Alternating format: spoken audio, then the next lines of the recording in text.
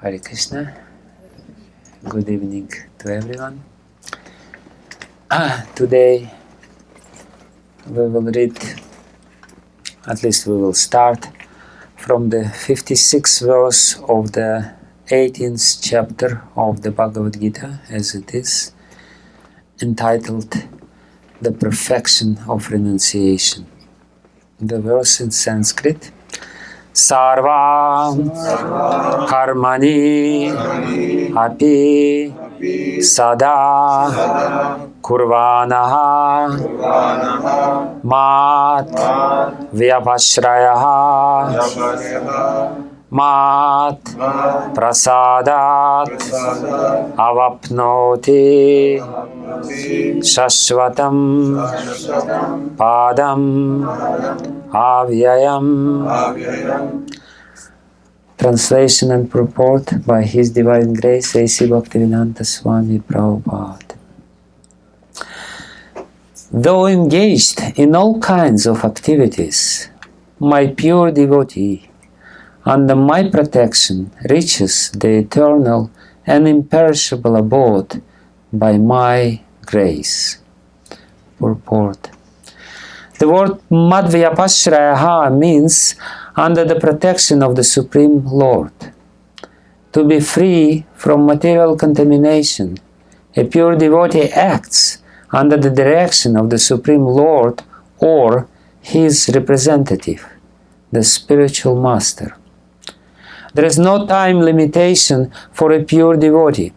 He is always 24 hours a day, 100% engaged in activities under the direction of the Supreme Lord. To a devotee who is thus engaged in Krishna consciousness, the Lord is very, very kind. In spite of all difficulties, he is eventually placed in the transcendental abode of Krishna Loka. He is guaranteed entrance there. There is no doubt about it. In that supreme abode, there is no change. Everything is eternal, imperishable, and full of knowledge. Again, translation. Though engaged in all kinds of activities, my pure devotee, under my protection, reaches the eternal and imperishable abode by my grace. Namo Vishnu Padaya Krishna Prashtaya Bhutale Srimate Bhaktivedanta Swami Niti Namine Namaste Saraswati Deve Gauravani Pracharine Nirvishesha Shunyavadi Paschatya Shatarine Vanchakalpatarubhescha Kripa Sindhubhyevacha Patitanam Pavanebhyo Vaishnavebhyo Namo Namaha. Shri Krishna Chaitanya Prabhu Nityananda Shri Advaita Gadadhara Shri Vasadi Gaura Bhakta Vrinda. Hare Krishna Krishna Krishna Hare Hare Hare Rama Rama Rama Hare Hare.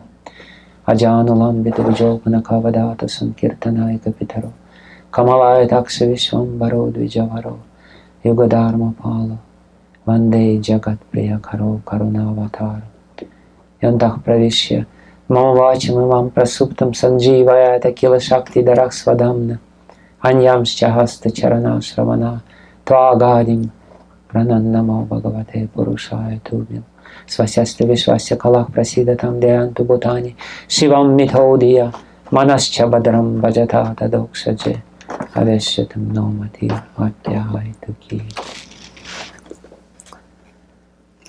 Hare Krishna again to everyone. I feel special sort of feelings I have now because this is the place where Srila Prabhupada many years back, more than 50 years back, started his movement. And he based the philosophy of Bhagavad-gita as the foundation for the whole movement. And he called his movement Krishna consciousness, which means that the very point or the very essence of the practice which we have to do is to be conscious of God or Krishna all the time. And here in this section of Bhagavad-gita, Krishna is concluding the whole speech, and he wants to make sure that we understand everything correctly. So in this last chapter of Bhagavad-gita, he puts everything in a proper perspective. Because Bhagavad-gita, even though it's a very small book, it only has 700 verses in it, still it touches so many subject matters. It's really amazing how comprehensive this book it is. It talks about the modes of material nature, how the modes of material nature manifest differently in different people, in different events and phenomena of this world. He talks about different kinds of yoga, he talks about meditation, he talks about renunciation of this world, he talks about so many different subject matters. It's really amazing how Krishna manages in a very succinct and a very, at the same time, very beautiful way to put everything together in this small book. But now he wants to make everything completely clear. Because when you speak about so many different subject matters, you know, especially when the audience is little new, then the audience may get bewildered, and you know, and usually what happens when somebody speaks, his mind is a little faster than the mind of the audience, so he's already somewhere ahead and the audience is still somewhere behind, and they're still trying to figure out what was said. So concluding this work, Sri Krishna wants to make everything very, very clear. And therefore, in this end of the 18th chapter, he more or less summarizes the three main paths of spiritual development. In this day and age, we have so much variety of different spiritual paths. If you go to any esoteric bookshop or you Google something, you know, you will get thousands and thousands. Even the word yoga, you know, there will be so many different meanings of what yoga means. And of course, now we are living in this society of consumerism. The consumerism is the religion of the modern day and age. There's no other religion, it's just consumerism. And therefore, there are so many different offers. The first president of France after the Second World War, General de Gaulle, he said, how is it possible to rule the country which has 40 varieties of cheese? Since that time, the varieties of cheese and everything else increased incrementally, you know. So basically his main point was, when the people are so bewildered, you know, and when you go to a supermarket, you become immediately bewildered. You don't know what to do in this place. I don't know about you, I'm talking about myself. I definitely don't know what to do there. So the same sort of phenomena takes place in a spiritual quote-unquote area or realm, and there is so many varieties of different paths and, you know, yogas and methods and practices, and, you know, so many. I don't know, I'm coming from Russia, I know a few which is popular there. I'm not so familiar what's going on here. But Krishna says that ultimately there is only three paths. That if we, and the rest, of course, a lot of varieties is there, as much as there are three modes of material nature. But by different combination and permutation of different modes, we have the complete spectrum of different phenomena in this world. So in the same way, all these different paths, they are more or less hybrids of the three basic and main roads to the spiritual realm. Every human being feels that something is wrong in this material world, that we feel always little uncomfortable here, even if everything is fine. We still feel that something is rotten in this Danish kingdom, as Shakespeare said. Something is rotten here. It's really rotten. It smells bad. Something is wrong in this place. And therefore the spiritual quest has always been there. I'm coming from Russia, former Soviet Union. Most of my life I lived under the Soviet regime, and in the Soviet Union there was no God. God was banned. The very word God was prohibited. It could only be written with the small g, and better if he would not be mentioned. But what happened when the country became free, all of a sudden everyone again believes in God. For 70 years it was not possible. Nobody believed in God. Everyone swore to be an atheist. I did it myself. Well, I was to a certain extent.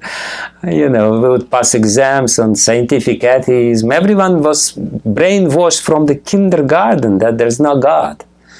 The very powerful argument that there is no God was that, you know, the Gagarin, the first spaceman, went to cosmos. He didn't see God. So, you know, if he didn't see God, it's a powerful argument, of course, for stupid people.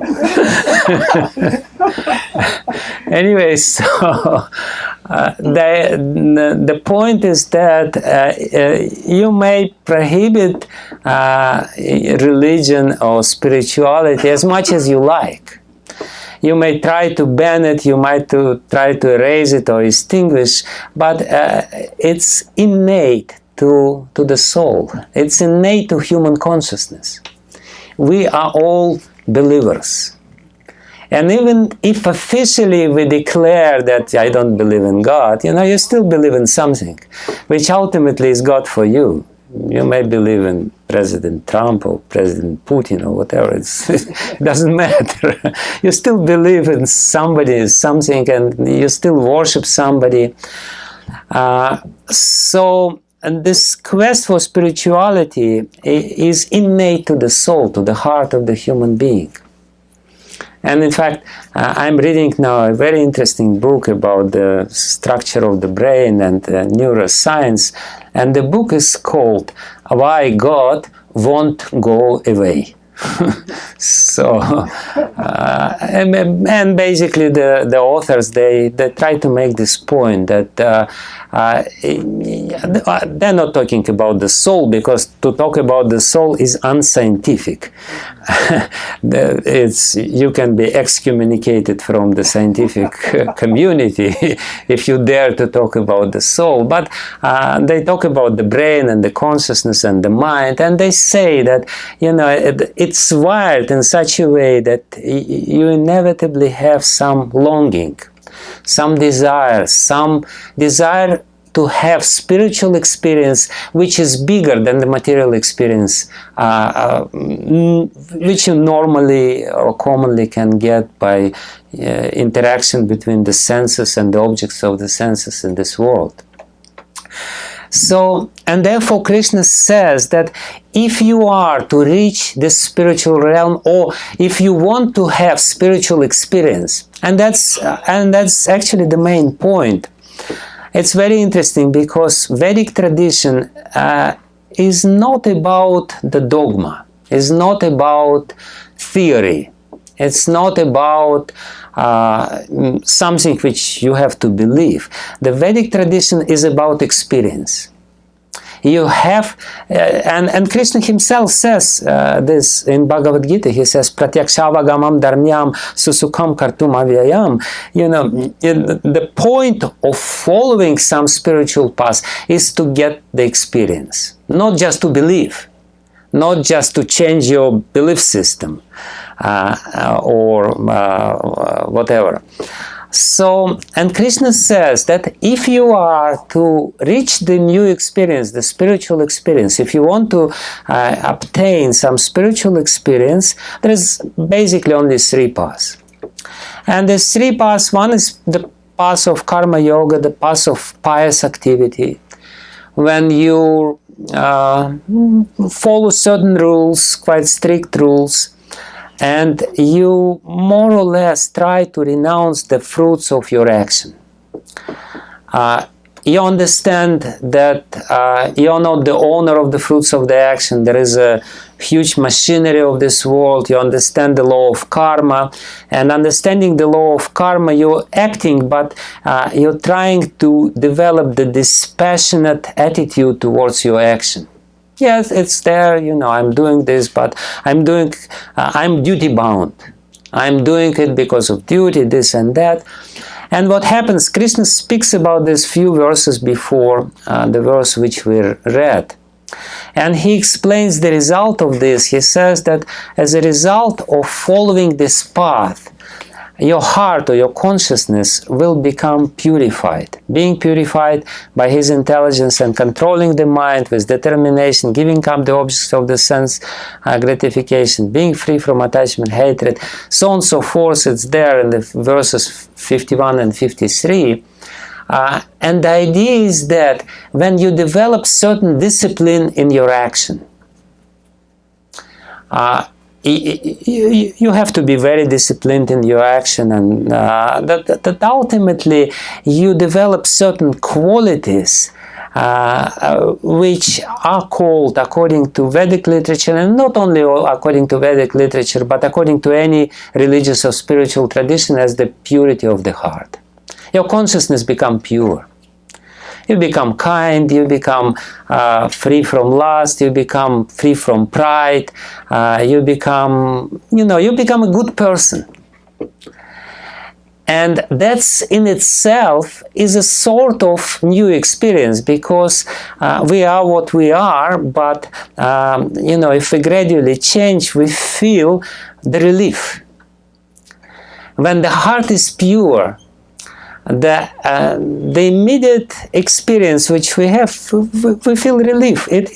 The life becomes a very joyful journey. Whereas if we are burdened by all kinds of desires, by all kinds of greeds and anger and this and that, life is a very it's a very difficult thing to live through, So basically, when you have the pure heart, you become relatively happy in this world, and on the top of it, you prepare your consciousness for the higher practices.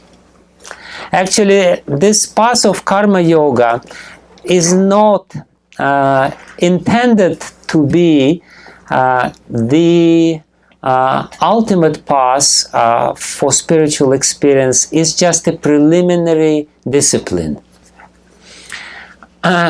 Sometimes, very often actually, when you ask people about the spirituality, if they don't think that taking LSD is spirituality, if they're a little more clear in their ideas about spirituality, they will tell you spirituality is to become a good person, to do good, to be good, to be a little disciplined. Krishna says no. It's a preliminary discipline. This is the discipline which you have to do to purify your heart, but the purification of the heart, it's not the goal in itself. It's a preliminary stage for you to engage in a deeper practices, or more or less in the practice of meditation. By karma yoga, you cannot really reach God, because God is transcendental, He's spiritual, and karma is material. And even if you follow all the discipline, you're still within the material realm. Your consciousness is purified to the extent that you can engage yourself in meditation, because the purified consciousness, you easily can concentrate your mind. Meditation means your mind is focused. And when there is, when we live our normal life, our mind is not very focused. So karma yoga, even though it's glorified very much in many literatures, and in Bhagavad-gita itself, Krishna glorifies karma yoga. Still, it's a preliminary path to prepare you for the meditation. Because it's by the meditation, by the rules of meditation, you can transcend the material realm. To a certain extent. It's also an overstatement, but according to Krishna in Bhagavad-gita. But still, it's a higher path. Definitely, dhyana yoga, when dhyana or meditation on sacred syllable Om or whatever is there, it's a higher path, and it gives you a much higher and much more rewarding experience. Krishna himself explains this rewarding experience which people obtain by following the path of yoga or meditation. Krishna explains in the 6th chapter of Bhagavad-gita, where he says that by purified senses, the material senses can only interact with the material objects. And that's, people are excited about this experience, but according to Krishna, it's very dull. And it's really dull. It is dull. Krishna says when in your meditation you develop the mystical ability to be in another realm, in another dimension, and interact with spiritual senses, with this world, it's much more, it's amazingly much more impressive. I read, sometimes you probably also read some books about near-death experiences, when people leave this mortal body and still they have senses, still they see, still sometimes they hear, and or sometimes, I'm sure you read somewhere, this description, and they inevitably say it's not possible to describe this, because it's such a overwhelming experience when you are interacting with the reality, not through these gross material senses. These gross material senses are gross, and it's really difficult to get the full experience when you're dependent on these gross mechanisms. It's as if, you put yourself, you imagine that you put yourself into a coat, it's a thick coat, and then you try to interact with somebody, just pet somebody. You don't feel anything, you hardly feel anything, and the other person feels a very mechanical touch. So in the same way, we are dressed, the soul, the spirit soul is dressed into this very gross sort of costume, and this very gross suit, and we're interacting with this world, and we think it's nice, but Krishna says it's, you people don't know what you're talking about. This is very dull experience. Just try to get some other higher experience. You will never want to do what you were doing before. And that's a fact. So many people who had this near-death experience, they come back, and they come back changed people. Why? Because they did get the different experience. They see this world differently. we only interact with this world and see this world the way we see because we don't have different experience. So Krishna says, by meditation, by going beyond the material realm and having a glimpse of spiritual experience, you will forget the attachment to all this stuff which is going on here. Why would you be attached if it's so insignificant? So Krishna explains this in the 6th chapter of Bhagavad-gita. He says that in this realm of samadhi, when people reach this stage of samadhi, in the stage of samadhi, by their transcendental senses, they see very bright colors, amazing colors which have nothing to do with the pale colors of this world, and so on and so forth. This jnana yoga, or dhyana yoga, meditation, is already a path, and Krishna speaks about this in a couple verses before the verse which we read. And he says that Brahma Bhuta Prasanatmana Shojiti Nakanksati Samach Sarveshu Bhutishu Mad Bhaktim Labate Param.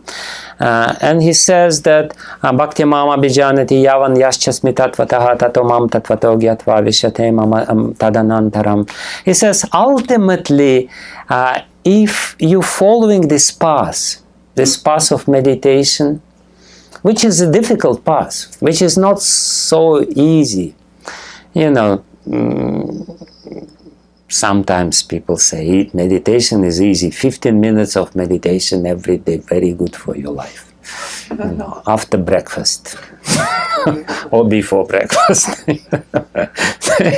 They have this really cheap recipes of meditation, but meditation is a very difficult discipline.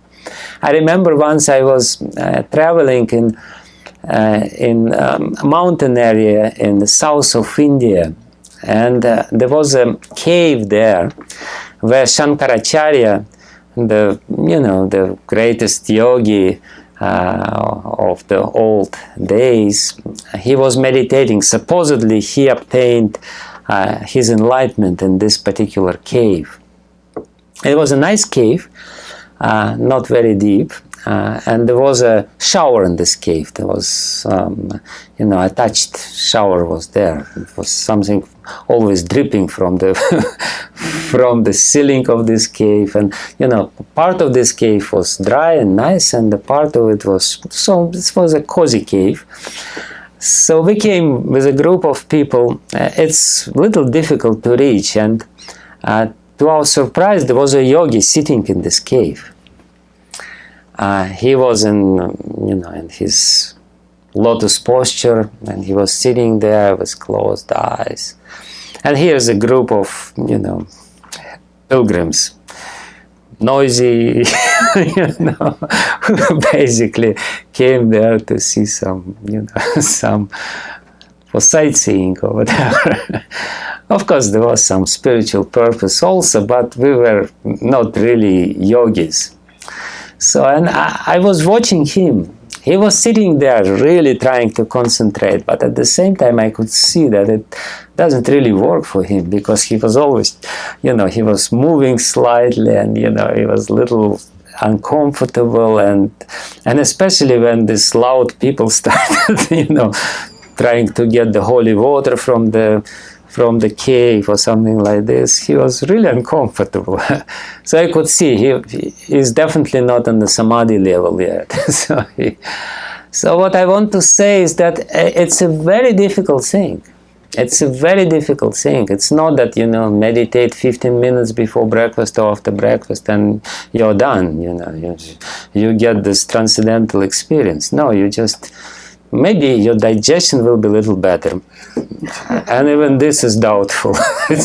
Even this is not really, there may be some benefits of this cheap recipes of meditation which are so common in our society, but it's not really what meditation means. Meditation is a is a difficult practice, and therefore Krishna says, Brahma Bhuta Prasanatma. He very beautifully explains this. He says, Brahma Bhuta Prasanatma, you reach the spiritual level, and the proof of it is that your prasanatma, you become completely joyful.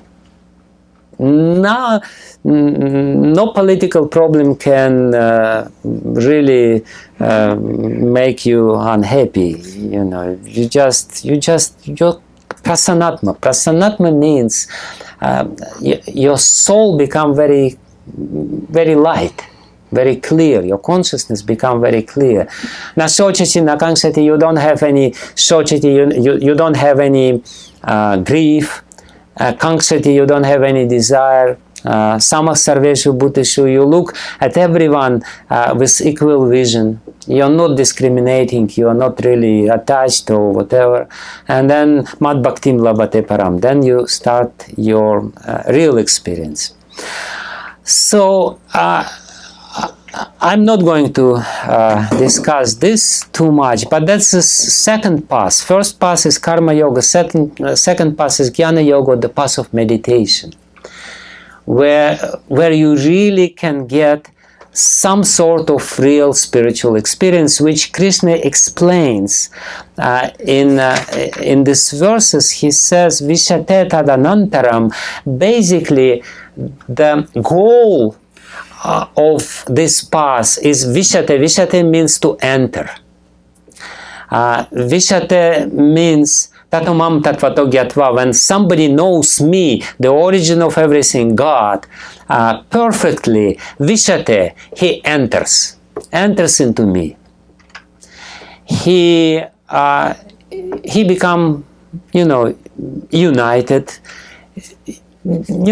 Depending how you look at this, if you are Hare Krishna devotee, you look at this in a negative way and you said, this is nonsense. But, some people have very beautiful, bombastic words for this. You become unified and, you achieve the super consciousness. Whatever it is, Krishna says, it's a path. It's definitely a path. It's an experience. It's much higher experience than just the experience which you would get when your heart is purified. But obviously, that's really clear. Krishna prefers the third path. He says, yes, objectively speaking, these three paths are there. They're all good. They're all useful. They're all progressive. This is the path for evolution, for the evolution of the consciousness. If you live different way, the consciousness will be degraded. You will physically experience the degradation of the consciousness. So these are all elevated paths to reach the higher goal, but still they are not on the same platform. Krishna obviously prefers the third path, which he describes in this verse which we read. And he says, Mat prasadat avapnoti shashvatam padam avyayam. He says, I will not speak, but I will speak about the result which Krishna promises. He says, Mat prasadat, because of my mercy, because of the mercy of God. Mat prasadat in ablative case, which is the causation.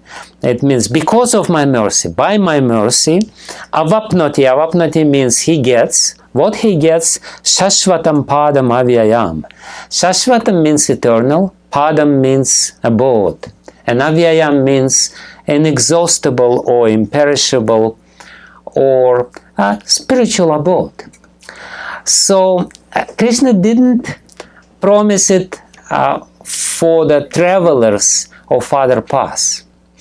But here he's very clear. He says, by my mercy, I will drag him to the spiritual world. I will give him the spiritual ability. Sorry, I'm speaking Russian. the spiritual position, and in this spiritual position, he will get the eternal life. Shashvatam. Shashvatam means eternal. And avyayam means imperishable. And avyayam basically means, because you may think that eternal and imperishable is almost the same, but it's not the same, because avyayam also means it's ever new. Sometimes people, they wonder, well, okay, I know what to do in this world. It's little, boring, but sometimes it's exciting. You may go to Mexico or Brazil or Russia for this. But what I will do there in the spiritual world, Krishna says, don't worry, you will like it there. It's not boring. It's ever new. It's ever fresh. It's constantly new experience. Avyayam means that you cannot reach the bottom of it. That's what literally avyayam means. Avyayam means it's eternal, but at the same time it's ever new. So Krishna says, this is the experience which you will get. Again, in the path of karma yoga, the experience which you get is purification of the heart. The path of dhyana yoga, if you reach samadhi, and this is a big if you reach samadhi, then you will get some glimpse of spiritual reality. But here Krishna promises that you will get the full experience of spiritual reality in the spiritual world. Because the word padam means the abode. The padam means literally where you could put your foot. It basically means that you will go to the place which is totally, completely spiritual, because it's imperishable, it's eternal, and you will get the full-fledged experience of spiritual existence in this place, which is different from the promise or from the result of the other kind, because Vishateta Anantaram, it's nice, but it's not the same. You will get the spiritual experience which is full of variegatedness. That's the message which A.C. Bhaktivedanta Swami Prabhupada brought to the Western world, because before him, people had the understanding of Indian or Hindu or Vedic spirituality from Vivekananda. And Vivekananda basically, he said that the spiritual experience is nice, but it's more or less unified. It's how you say this. I'm sorry, my English is not so good, but I'm trying to. It's little homogeneous. Homogeneous, yes, exactly. That's the word I was trying to find. It's homogeneous. You get into the spiritual. It's nice, but it's homogeneous, and for how long you can stay in this nice homogeneous place, being very homogeneous. Ultimately, you will want something heterogeneous, or how you call it, something more variegated than being in this homogeneous mush. It's basically, if you have potato mush, you become the potato mush. It's potato mush is nice, but it's mush.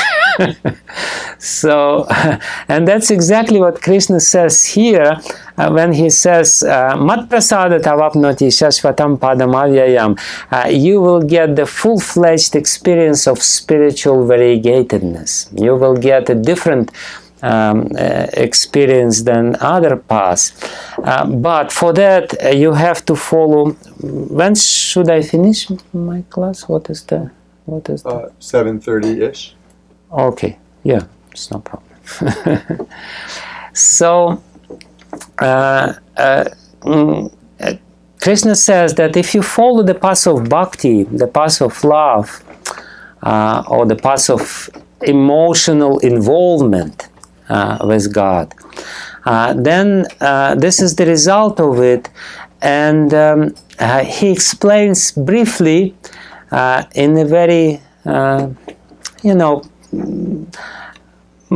a sutra way, in a very aphoristic way, what this path involves. How to ultimately get... Oh, Krishna.